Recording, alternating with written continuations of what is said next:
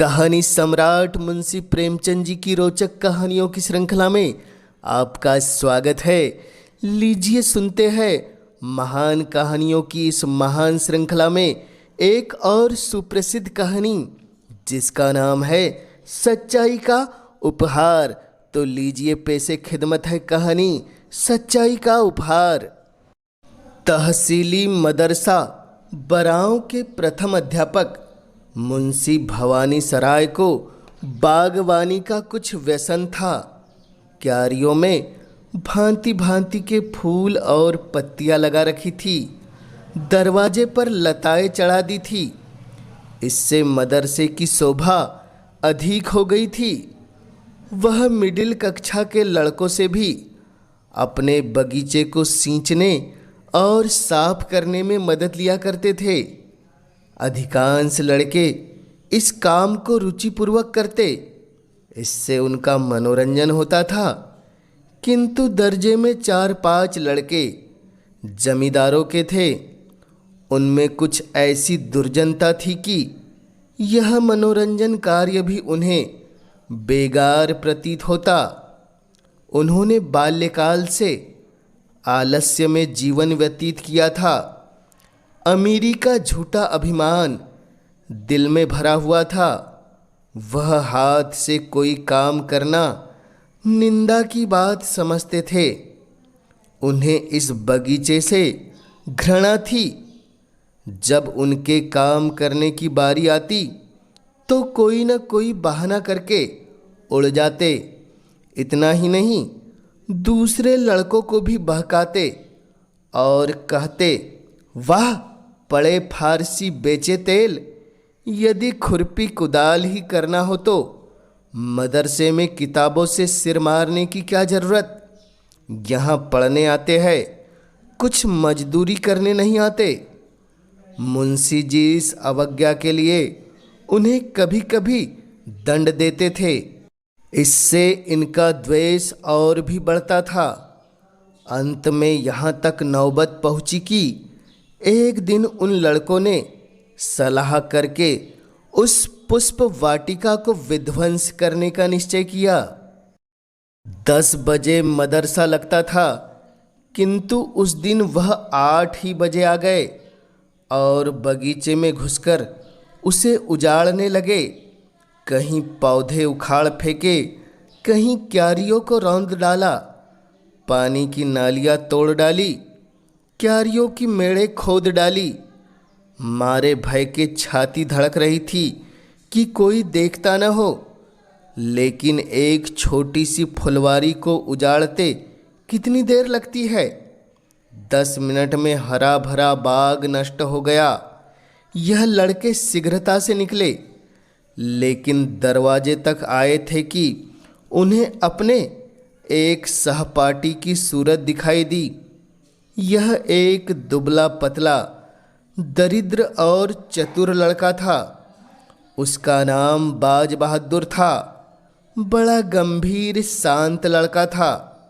उधम party के लड़के उससे जलते थे। उसे देखते ही उनका रक्त सूख गया। विश्वास हो गया कि इसने जरूर देख लिया। यह मुंशी जी से कहे बिना न रहेगा। बुरे फंसे, आज कुशल नहीं है। यह राक्षस इस समय यहाँ क्या करने आया था। आपस में इशारे हुए। यह सलाह हुई कि इसे मिला लेना चाहिए। जगत सिंह उनका मुखिया था। आगे बढ़कर बोला, बाज बहादुर सवेरे कैसे आ गए? हमने तो आज तुम लोगों के गले की फांसी छुड़ा दी। लाला बहुत दिक किया करते थे, यह करो वह करो, मगर यार देखो कहीं मुंशी जी से जड़ मत देना, नहीं तो लेने के देने पड़ जाएंगे। जयराम ने कहा, कह क्या देंगे, अपने ही तो है। हमने जो कुछ किया है वह सबके लिए किया है, केवल अपनी भलाई के लिए नहीं। चलो यार, तुम्हें बाजार की सैर करा दे, मुंह मीठा करा दे। बाज बहादुर ने कहा, नहीं, मुझे आज घर पर पाठ याद करने का अवकाश नहीं मिला, यहीं बैठकर पढ़ूंगा। जगत सिंह बोला, अच्छा, मुंशी जी से कहोगे तो नहीं? बाज बहादुर बोला, मैं स्वयं कुछ न कहूँगा, लेकिन उन्होंने मुझसे पूछा तो। जगत सिंह बोले, कह देना, मुझे नहीं मालूम। बाज बहादुर बोला, यह झूठ मुझसे न बोला जाएगा। जयराम बोला, अगर तुमने चुगली खाई और हमारे ऊपर मार पड़ी तो हम तुम्हें पीटे बिना नहीं छोड़ेंगे। बाज बहादुर ने कहा, हमने कह दिया कि चुगली न खाएंगे, लेकिन मुंशी जी ने पूछा तो झूठ भी नहीं बोलेंगे। जयराम बोला, तो हम तुम्हारी हड्डियां भी तोड़ देंगे। बाज बहादुर बोला, इसका तुम्हें अधिकार है। 10 बजे जब मदरसा लगा और मुंशी भवानी सराय ने बाग की यह दुर्दशा देखी तो क्रोध से आग हो गए। बाग के उजड़ने का इतना खेद न था जितना लड़कों की शरारत का। यदि किसी सांड ने यह दुष्कृत्य किया होता तो वह केवल हाथ मलकर रह जाते, किंतु लड़कों के इस अत्याचार को सहन न कर सके। ज्यों ही लड़के दर्जे में बैठ गए, वह तीवर बदले हुए आए और पूछा, यह बाग किसने उजाड़ा है? कमरे में सन्नाटा छा गया। अपराधियों के चेहरे पर हवाइयाँ उड़ने लगी। मिडिल कक्षा के 25 विद्यार्थियों में से कोई ऐसा न था जो इस घटना को न जानता हो, किंतु किसी में यह साहस न था कि उठकर साफ साफ कह दे। सब सिर झुकाए मौन धारण किए बैठे थे। मुंशी जी का क्रोध और भी प्रचंड हुआ। चिल्लाकर बोले, मुझे विश्वास है कि तुम्हें लोगों में से किसी की यह शरारत है। जिसे मालूम हो स्पष्ट कह दे, नहीं तो मैं एक सिरे से पीटना शुरू करूँगा। फिर कोई यह न कहे कि हम निरपराध मारे गए। एक लड़का भी न बोला। वही सन्नाटा। मुंशी देवी प्रसाद, तुम जानते हो? जी नहीं, मुझे कुछ नहीं मालूम। बाज बहादुर, तुम कभी झूठ नहीं बोलते, तुम्हें मालूम है? बाज बहादुर खड़ा हो गया। उसने मुखमंडल पर वीरत्व का प्रकाश लाया। नेत्रों में साहस झलक रहा था। वह बोला, जी हाँ। मुंशी जी ने कहा, शाबाश। अपराधियों ने बाज बहादुर की ओर रक्त वर्ण आंखों से देखा और मन में कहा, अच्छा। भवानी सहाय बड़े धैर्यवान मनुष्य थे। यथाशक्ति लड़कों को यातना नहीं देते थे, किंतु ऐसी दुष्टता का दंड देने में वह लेस मात्र भी दया न दिखाते थे। छड़ी मंगाकर 5 अपराधियों को 10-10 छड़ियाँ लगाई। सारे दिन बेंच पर खड़ा रखा और चाल चलन के रजिस्टर में उनके नाम के सामने काला चिन्ह बना दिया। बाज बहादुर से शरारत पार्टी वाले लड़कों को यूं ही जला करते थे। आज उसकी सच्चाई के कारण उनके खून के प्यासे हो गए। यंत्रणा में सहानुभूति पैदा करने की शक्ति होती है। इस समय दर्जे के अधिकांश लड़के अपराधियों के मित्र हो रहे थे।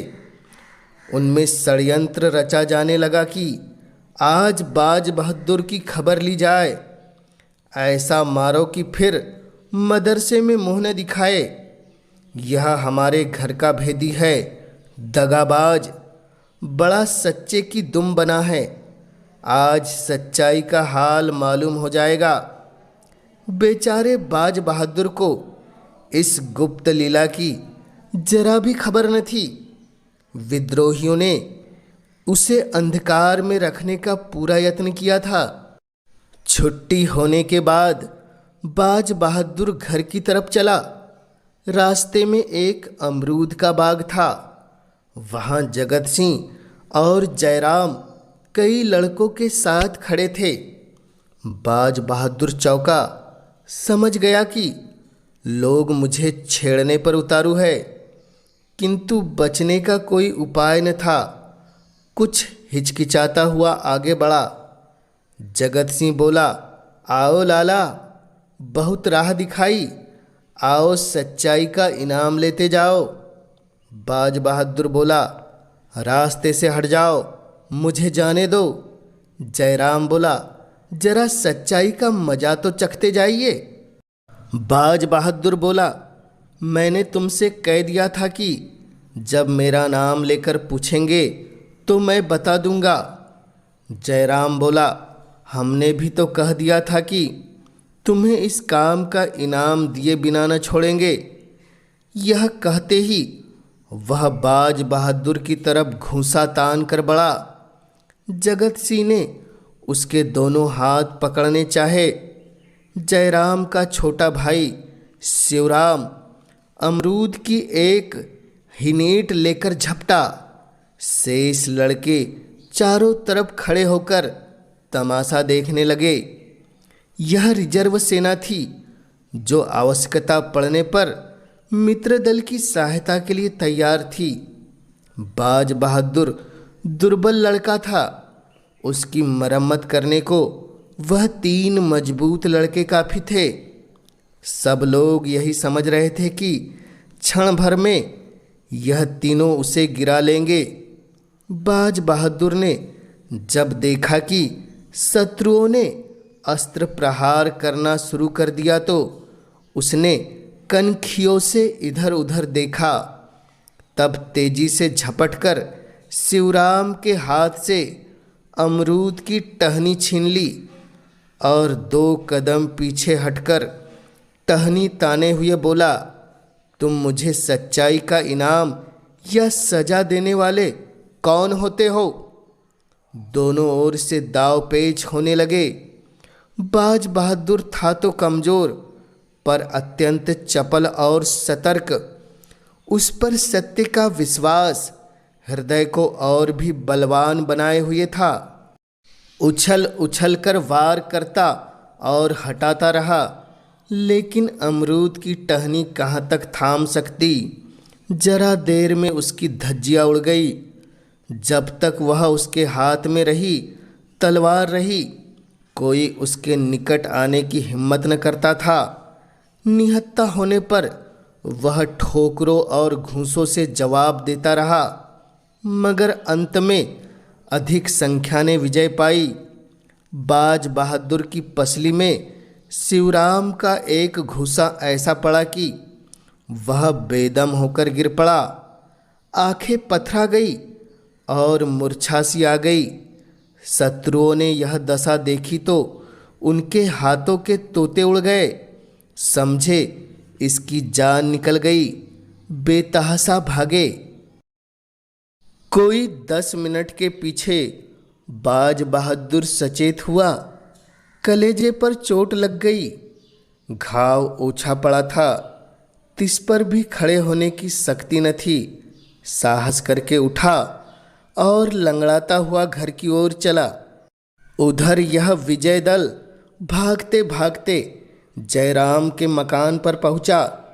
रास्ते ही में सारा दल तितर बितर हो गया। कोई इधर से निकल भागा, कोई उधर से। कठिन समस्या आ पड़ी थी। जयराम के घर तक केवल 3 सुदृढ़ लड़के पहुँचे। वहाँ पहुंचकर उनकी जान में जान आई। जयराम बोला, कहीं मर न गया हो, मेरा घूंसा बैठ गया था। जगत सिंह बोला, तुम्हें पसली में नहीं मारना था, अगर तिल्ली फट गई होगी तो नहीं बचेगा। जयराम बोला, यार मैंने जान के थोड़े ही मारा था, संयोग ही था, अब बताओ क्या किया जाए। जगत बोला, करना क्या है, चुपचाप बैठे रहो। जयराम ने कहा, कहीं मैं अकेला तो नहीं फंसूंगा। जगत बोला, अकेले कौन फंसेगा, सब साथ चलेंगे। जयराम बोला, अगर बाज बहादुर मरा नहीं तो उठकर सीधे मुंशी जी के पास जाएगा। जगत बोला, और मुंशी जी कल हम लोगों की खाल अवश्य उधेड़ेंगे। जयराम बोला, इसलिए मेरी सलाह है कि कल मदरसे जाओ ही नहीं, नाम कटा के दूसरी जगह चले, नहीं तो बीमारी का बहाना करके बैठे रहे। महीने 2 महीने के बाद जब मामला ठंडा पड़ जाएगा तो देखा जाएगा। शिवराम बोला, और जो परीक्षा होने वाली है? जयराम बोला, ओहो, इसका तो ख्याल ही न था, 1 ही महीना तो रह गया है। जगत बोला, तुम्हें अब की जरूर वजीफा मिलना तय है। जयराम बोला, हाँ, मैंने बहुत परिश्रम किया था। तो फिर? जगत बोला, कुछ नहीं, तरक्की तो हो ही जाएगी, वजीफे से हाथ धोना पड़ेगा। जयराम बोला, बाज बहादुर के हाथ लग जाएगा। जगत बोला, बहुत अच्छा होगा, बेचारे ने मार भी तो खाई है। दूसरे दिन मदरसा लगा। जगत सिंह, जयराम और शिवराम तीनों गायब थे। वली मोहम्मद पैर में पट्टी बांधे आए थे, लेकिन भय के मारे बुरा हाल था। कल के दर्शकगण भी थरथरा रहे थे कि कहीं हम लोग भी गेहूं के साथ घुन की तरह न पिस जाए। बाज बहादुर नियम अनुसार अपने काम में लगा हुआ था। ऐसा मालूम होता था मानो उसे कल की बातें याद ही नहीं है, किसी से उनकी चर्चा न की। हाँ, आज वह अपने स्वभाव के प्रतिकूल कुछ प्रसन्नचित्त देख पड़ता था। विशेषतः कल के योद्धाओं से वह अधिक हिला मिला हुआ था। वह चाहता था कि यह लोग मेरी ओर से निशंस हो जाए। रात भर की विवेचना के पश्चात उसने यही निश्चय किया था कि और जब संध्या समय वह घर चला तो उसे अपनी उदारता का फल मिल चुका था। उसके शत्रु लज्जित थे और उसकी प्रशंसा करते थे। मगर वह तीनों अपराधी दूसरे दिन भी नहीं आए। तीसरे दिन भी उनका कहीं पता न था।